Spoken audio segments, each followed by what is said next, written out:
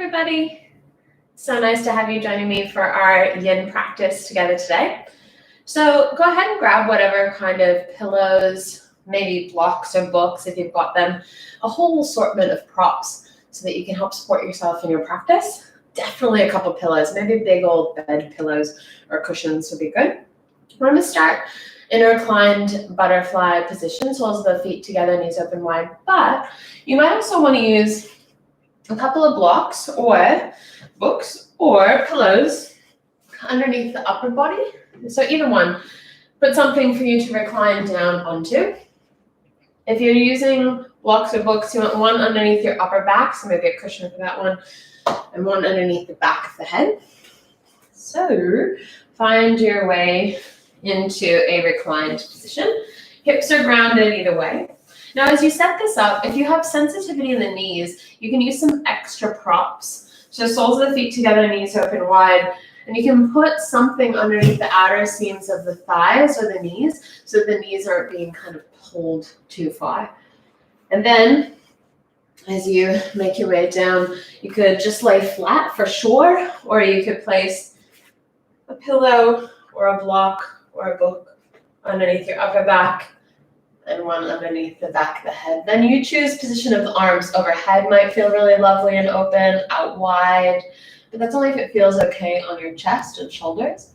You can also rest the hands down by the sides, or even interlace the hands on the heart and just kind of hang out. So once you find a place to begin, adjust. You can do a little tuck of the tailbone to find length in the lower back. An adjustment of the feet further away from you or closer towards you to decide how the hips are feeling. And then if you can, go ahead and close down the eyes or just bring a soft gaze. And start to listen to the space around you. Can you hear sounds outside of the building that you're in? No need to label the sounds or figure out what they are. Instead, just listen, one sound and then another for a few seconds at a time. Familiarizing yourself with what's happening here and now in this moment. And then bring your awareness a little closer. Listen for any sounds, even subtle, inside the room that you're in.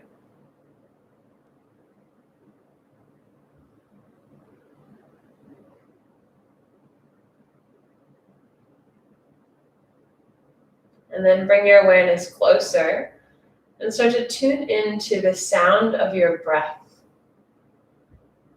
This sort of vibration or whisper of the throat, the breath tracing along, back of the throat, lungs, belly.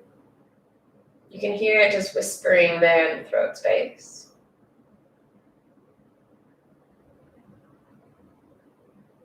Might be super subtle, so turn your awareness closer to yourself. Listen for the minute sound of the breath.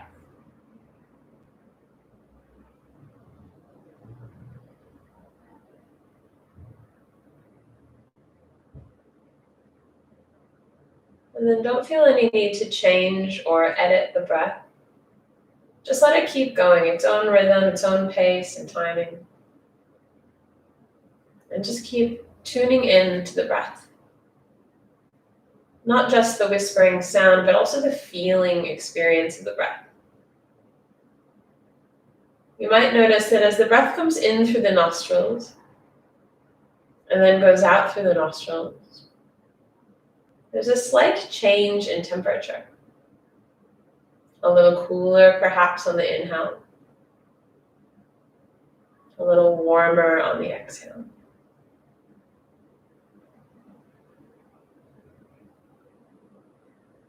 And then hearing the breath subtly, feeling the change of temperature at the nostrils. Can you also experience how it expands through the body? Where do you feel it first when the breath comes in? And then where does it travel to? Where does that feeling expand toward? And then where do you first feel the breath begin to empty? Where does it exit? Can you feel it as it goes out?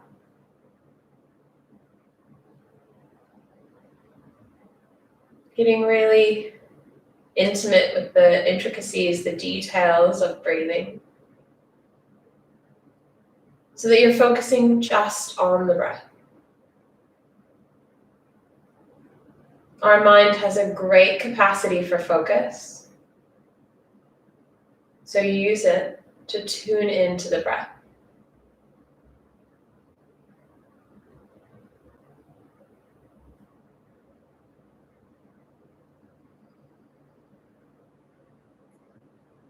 Make sure the back of your neck is long, and tuck your chin just the tiniest bit so you feel some activation towards the front of the throat. And we'll take an Ujjayi pranayama, a breathing technique together where you just constrict the back of your throat slightly. So it's that same feeling that if you were fogging up a mirror, that feeling of constriction. Or like if you're taking a breath and you want to sound like Darth Vader. So see if you can create that constriction to hear the breath more intently as it comes in and out. Just a little whispering quality, Ujjayi breath. A little tiny tuck of the chin. We continue with the Ujjayi breath. It often feels tranquilizing or warming, nourishing. If it feels a little bit sticky or awkward, stick with it and see how you go. But if it's not having a warming or tranquilizing effect, maybe just breathe deeply. If you can, keep that little constriction. Ujjayi breath. I'll leave you for about a minute here on your own. Constriction in the back of the throat. Listening to the breath as it comes in and out. About a minute here.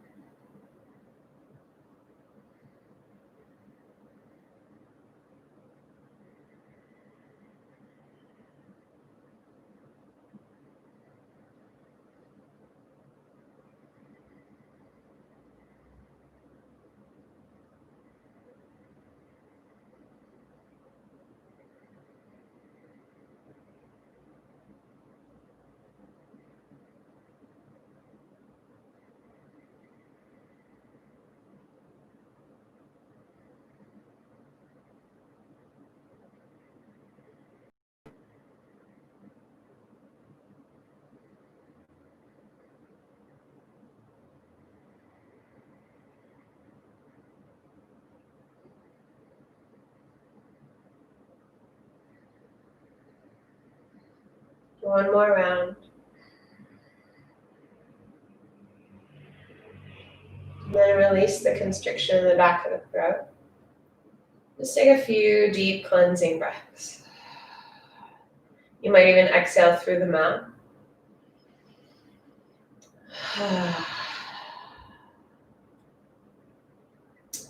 And then nice and gently, starting to reawaken the body, stretch through the fingers, and bring the hands to the back of the head if it's supported by a prop.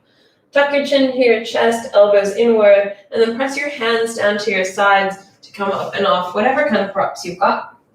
And then take whatever kind of movement you like. In between each pose, it's an invitation to just move fluidly, to stretch out whatever was feeling constricted for you. Just move around. Nothing fancy, nothing super yogi, just move your body.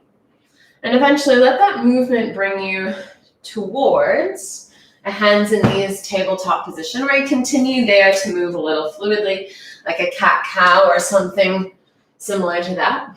Eventually, rounding around through the hips and shoulders, finding a little space in your own way, whatever that means. Stretch it out, wriggle it out, find your way through the movement with the breath. And keep coming back to that feeling, that experience, that sound of the breath moving through.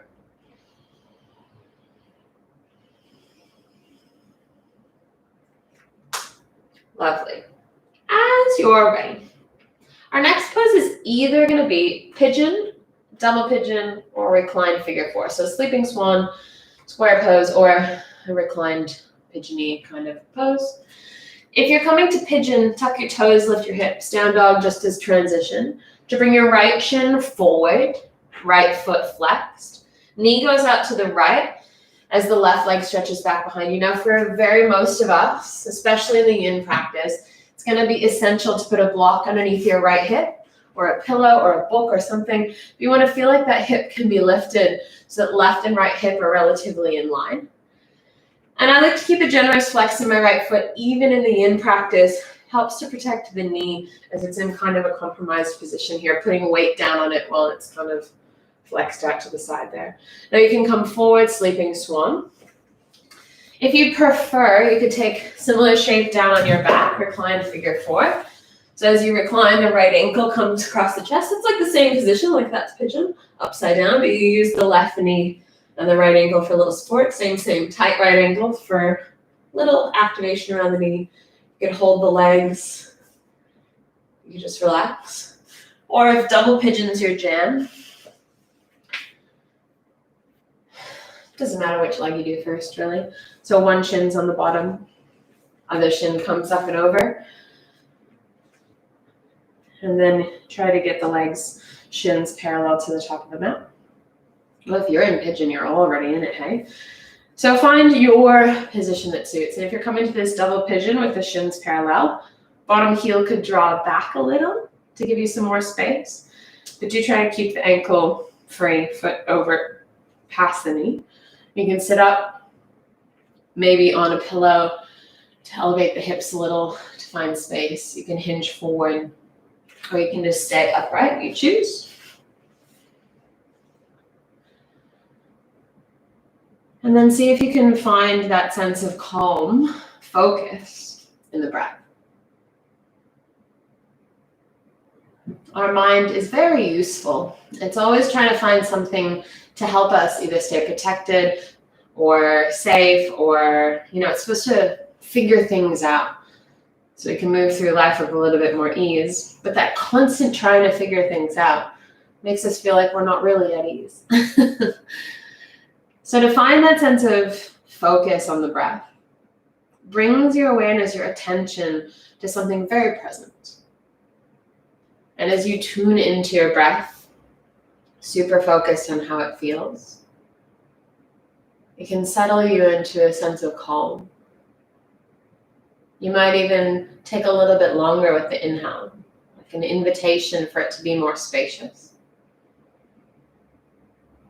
Take a little longer with the exhale. No rush to push it out of the body. So whatever hip opener variation you're in of pigeon pose, come to focus on a calming rhythm of breath. And yes, your mind likely will be drawn to something else, like the sensation in your leg, like what's for dinner, like what's happening next week, whatever it is. At some point, your very thoughtful mind is going to start to figure out something to protect you. But give yourself permission to not have to figure anything out right now. To not even have to figure out how to get out of this pose. Not too much longer here, sincerely. Only about a minute left. That's like 6 or 7 really long breaths. So rather than spend them stressing or figuring stuff out, what a waste of time that can be sometimes. Spend your breaths focusing on yourself right here breathing.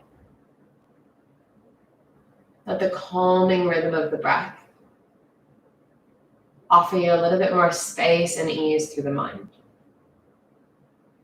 Take a slow, full inhale. Imagine it could spread space through the hips. And as you exhale, release any gripping there. One more. Deep breath in all the way down to the hips. And then a full, slow exhale breath. Woo! We're going to head to the other side, but first let's take a break. So from wherever you were, on your back, on your front, sitting up, Release the right leg. Give it a shake. Do whatever you want to do. If you're in pigeon, you could do a down dog. You could lay on your belly, on your back. If you're on your back, you might take shavasana. If you're on your front, whatever. Just do something that feels good in between.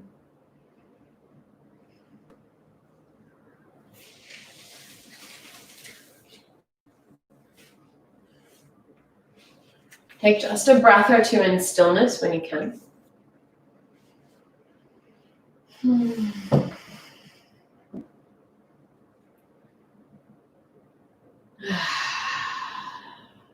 And then set up for the other side. So again, if you're coming to pigeon pose, from down doggy perhaps, your left shin comes forward. Ideally, the more you can support your left hip, like putting something underneath there, the more you can get your left shin now towards the front of the mat a little bit more. But notice there's some pressure perhaps going down on the knee joint sideways. That's not a good thing. So pull the left toes back towards your shin to get a little activation. And you could close the knee joint a little, heel back towards you if that helps. Feeling a little bit like the hips are even, right hip a little forward. And you can bow forward any amount, maybe onto another pillow, another prop. And of course, recline figure four down on your back. Left ankle across the right thigh. Hands could hold on, relax your head down. The left shin will be on across the chest. Or if you're going for the double pinch, whichever leg you didn't do is on the bottom. And the other leg's on the top. Trying to get the ankle all the way over past the knee so it can swirl around on its own. Keeping a little flexion, toes back towards the shins, both legs.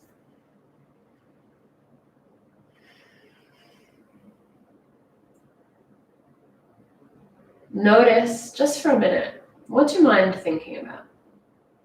Just a little awareness, no judgment. Interesting. I'm thinking about something. Definitely always thinking about something. But can you here decide to focus the thinking onto the breath? Focus your attention onto the feeling of inhalation and exhalation.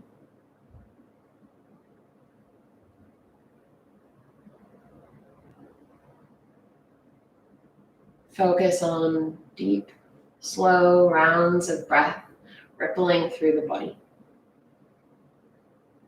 Not only is that rhythm of the breath quite calming if you just pay attention to that, but also your mind's not spiraling into all these stories if you're just thinking about the breath. So that's relaxing. But also I like to use my breath like the sensation of the breath expanding and softening. And use it especially when I'm in like a sticky yoga pose. So like, yeah, my hips feel a bit tight here. Doesn't feel particularly joyful and easeful to be here. But I know that if it feels a bit sticky, it could probably use this like clearing out that's happening from this deep stretch and long hold. So to support myself in this position, I would take a breath in and literally like imagine you could see the breath. Spreading, the lungs fill, the belly expands, and like the breath can stretch all the way down to the hips. And then I imagine that it's like softening or healing in those areas, opening it up. And then as I exhale, I relax a little in the muscles of the hips, the shoulders, the face. And I can always find tension somewhere. So in your own way, find this breath as an anchor to calm. Whether it's just that your mind's not so busy, or it's that mesmerizing, rhythmic, tidal feeling of the breath moving. Or you could use a visualization of the breath, letting it give you more space or softness in the body. Just the last few breaths, use them to your advantage.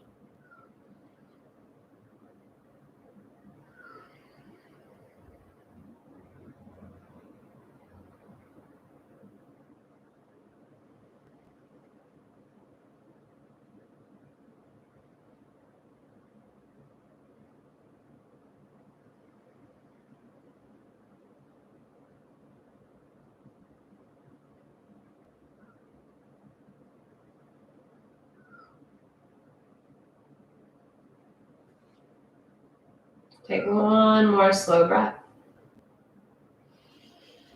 All the way out.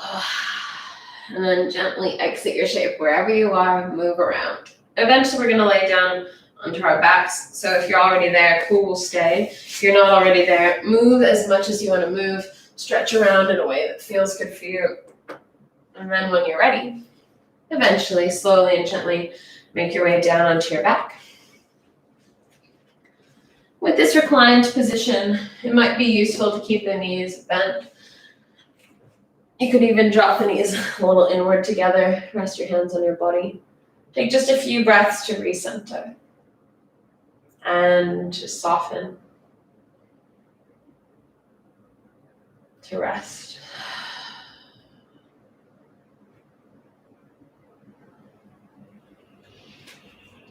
And then setting up for a supported bridge pose, feet hip distance. So just align feet, knees, hips. And then you can place whatever kind of pillow, book, block, prop that you've got underneath your hips. So staying grounded, you just lift up the hips a little and chuck whatever block or prop or whatever you've got underneath there. I'm gonna double up a little cushion on top so that I can get nice and relaxed. You might too. And then either stay just as you are, you can knock the knees together, or you can walk the feet out longer if that doesn't compromise the feeling in your lower back, that space. If it feels crunchy, go ahead and keep the knees bent. Support in any way you want with your props. Choose a position with arms wide overhead, anything at all. And then sink into this opener for the front of the hips.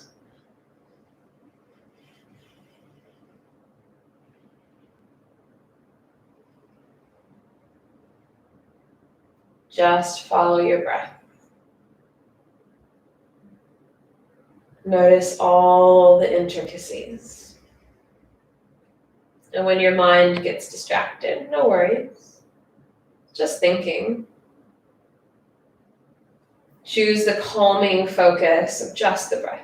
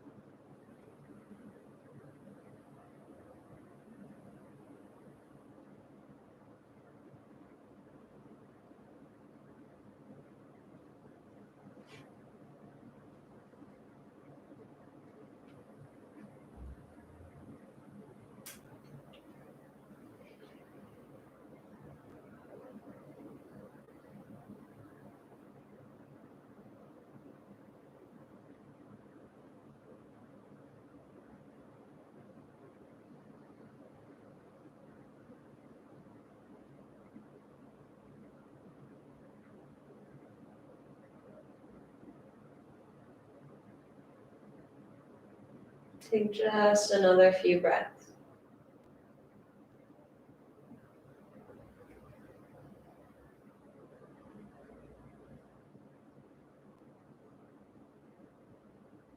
And then if your legs are straight, Take some time to bend the knees, soles of the feet ground. Very thoughtfully start to remove your props off to the side.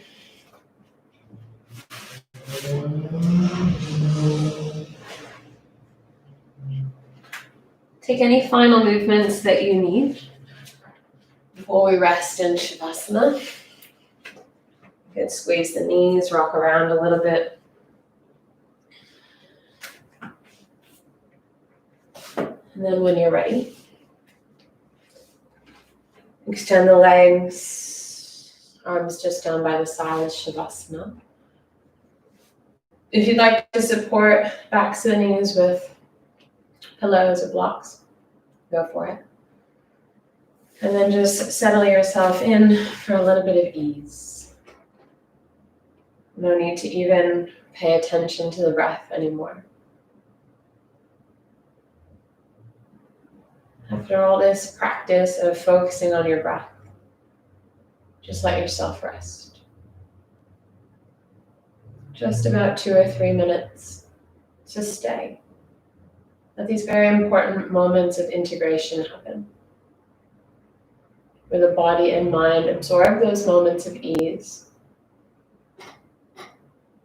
soaking it into the cells of your being. Just drift.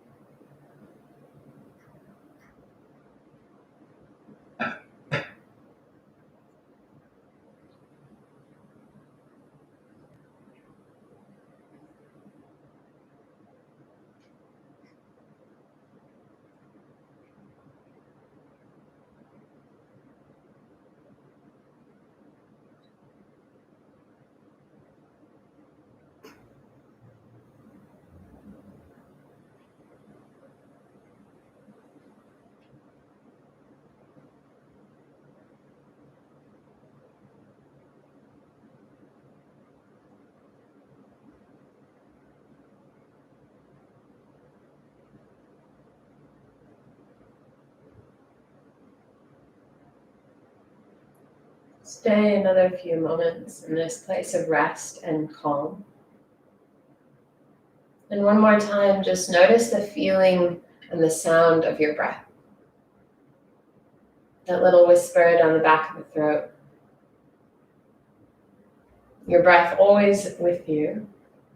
And if you need, you can always slip back into that experience of the breath that gives you a sense of calm and ease. Start to tune your hearing out into the room that you're in. Listening out beyond the walls of the building that you're in. Externalizing your awareness. And when you're ready, start to move the physical body. A little wriggle, a little stretch. And whenever you're ready, make your way back to a seat to finish. As you find a nice tall spine, no rush. Hands come to prayer in front of your heart. Take a moment of recognition that you took the time to connect to yourself, your practice. Have a moment of gratitude for your body and all the things it does for you all day long, and the strength and flexibility that you have. Take a moment to acknowledge your heart, your mind, and the power of your breath. Let that feeling of gratitude linger. Thank you sincerely to all of you for joining me for this practice. I know without a doubt that that space of connection, calm, love within me is that same exact place in every single one of you. And in this space, there is no difference, no distance between any of us. So to acknowledge how we're all the same, we say to each other, namaste. Thanks, beautiful yogis. Thanks for joining us for our yin practice together online this beautiful Friday night, or whenever you're replaying the video. If you've got anything else you'd like to see in the virtual studio, please let us know. And keep an eye out, because we're launching our own platform integrated into hereyoga.com.au very soon, with all of your favorite instructors, with all of your favorite classes. So lots to see. We hope to see you soon. Have a beautiful weekend. Namaste.